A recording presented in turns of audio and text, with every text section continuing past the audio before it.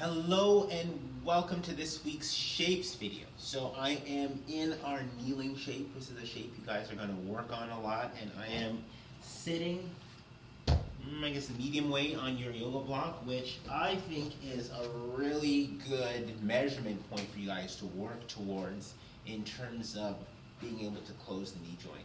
So as we start to link the stretches together, I'm here because what we're going to work on is the lunge, and this is a good rest point in between the lunge because the lunge is going to work the feet and the hips,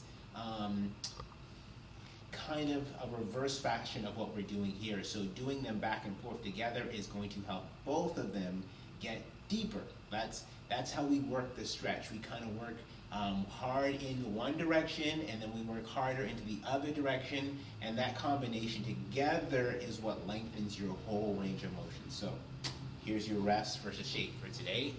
And I'm going to turn to the side so you guys can see what I'm doing over here. So here's your rest shape. Here's your butt over your heels, which is a big part for you guys to get to. Okay, so we are lunging today. And so in the lunge, we come up to the knees and we step the leg forward. And the key thing you want in the placement of the front leg is, especially in the beginning, you want to make sure you put the front heel down. Okay, so what we're trying to, the range of the shape that we're trying to improve is the range between these two bones right here. Okay, so a lunge is any version of taking these bones, one goes into flexion as in coming closer to your torso, and one goes into extension coming away from your torso. And this is a key part of your range of motion, whether it's walking, whether it's running, whether it's swimming. Like, your legs are always doing this action. That is how we find balance. So knowing your strength and your range in this shape is truly important for the longevity of you being able to hold your step. Okay, so as I said before, your rest in between, or our switch, is going to be our hips down or our forward, but that's the action we're going to work on. Okay, so we're going to start here first. So step one is for you to practice pushing and grounding to the back leg, and then bringing this butt cheek to the heel, okay? So the action of bringing this butt cheek to the heel is what's going to open up the hips. So that's what you're going to learn to feel at first. Now, as you do this, you're going to feel that pulling in the hip flexor. You may even feel it squishing in here, and you'll feel like a pulling along the back of the hamstrings. Your body, your upper body, is going to want to come forward, okay? And that's okay, okay? Like, I want you to feel the difference between how letting your body rest onto your thigh works. Like, it'll drop pressure into this ankle and squish this part forward, and it's going to make this part open up, okay? Now, let's make this version the easiest version that you can do, because you are supported on your bones. So there's two places I want you to learn to go in this first version of our lunge workshop. Number one is I want you to learn to work, and you see I'm moving my blocks. So by moving my blocks, what I'm actually doing is bringing the floor closer to me.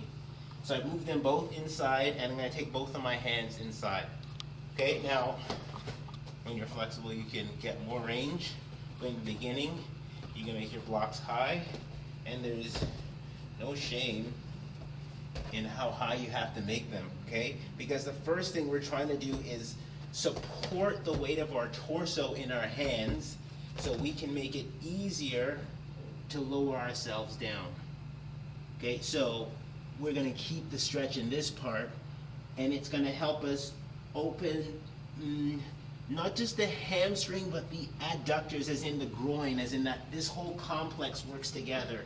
And so you've got to learn how to move and feel the length that happens deep inside here, okay? That's step one. When you feel that, you're going to push back to your knees, and you're going to rest it. And this is like a good time to actually put your breathing in. You could do 3 big inhales, practice your exhale, because you know that being out there is work. I mean, if you're doing it while you're working hard between your stretches, you're building up a sweat, you're getting tired. And the transition in between is to recover, but you want to use your skills to recover. You use your breathing skills to recover. And so they're always active and a part of what you're doing. Okay, so I'm going to switch legs here. Okay, so I reset my front heel on the ground, and I'm trying to, okay, so in this version, I'm not going to drop my chest down.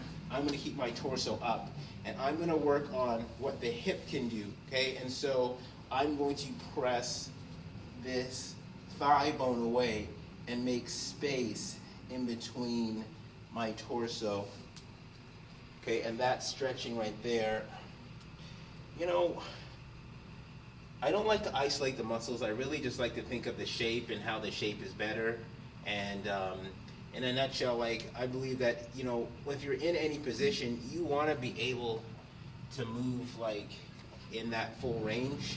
But there's some important basic shapes you want to feel. And so just being able to go forward or backwards and forwards while you're deep into a shape, that's the first place to start. I think in this workshop we're going to work strictly on this front leg over here. I'm literally letting this leg do what it wants to do, because there's action if I press my toes and I lift my heels. But at this point I want you to focus on opening the hip in the front and the femur bones, and you've got this press away action and drop to the floor action and sit on your knees action that you're going to work on for your lunge. Okay, so that's your lunge workshop for this week. Enjoy your time in your stretches, practice your breathing, start to bring the inhale and the exhale into play, and you are moving well towards getting better.